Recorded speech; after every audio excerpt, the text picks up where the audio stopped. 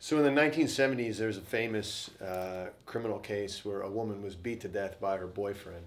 And, unfortunately that happens all the time, right? But the unusual thing about this is that she was beat in the streets, in the middle of a street, an intersection, and it happened over the course of 3 hours, boyfriend coming back and forth until finally she died.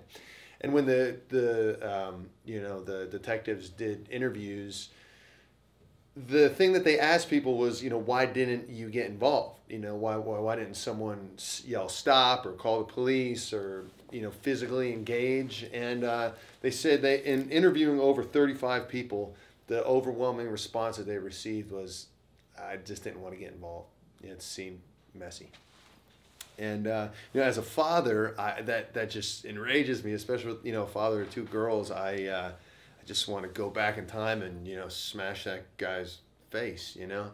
But anyway, keep that sentiment in the back of your mind as we talk about another story, the cross.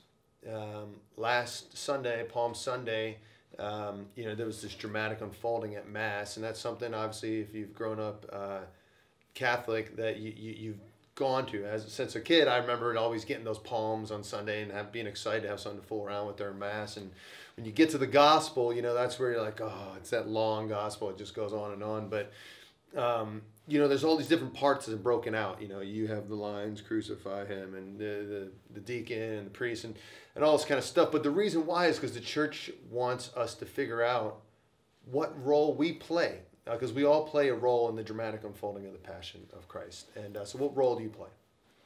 I thought about that a lot, and I thought, I just can't picture myself as one of the torturers, as someone who nailed him to the cross, just because I can't picture doing that to someone. But I also can't picture myself as the faithful, friend at the foot of the cross. So you think, what other group is there? And the largest group, the biggest number of people in that dramatic unfolding are the people that just showed up to watch. That just as Jesus hung naked on the cross and bleeding to death, just stood there and watched. They didn't do anything. They didn't say anything. They didn't do anything. And probably because they didn't want to get involved. A lot like that first story. Maybe it was messy. Maybe it was complicated.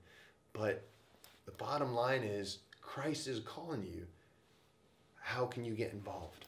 All Lent, we've been talking about what it means to get involved with this Redeemed Online. What does it mean to get involved with Christ? That for some of us, that might have meant something very personal, growing closer to Christ in our personal faith. For some of us, it might have been a challenge to share Christ more with the people around us. But regardless, God on the cross, the scandal is that even Christ hanging there in his nakedness and his brokenness, people spitting in his face, some people, it's just still not enough. It's not enough to get involved. So my question for you today is it enough? Is the cross enough for you to get involved? And how is God asking you to get involved?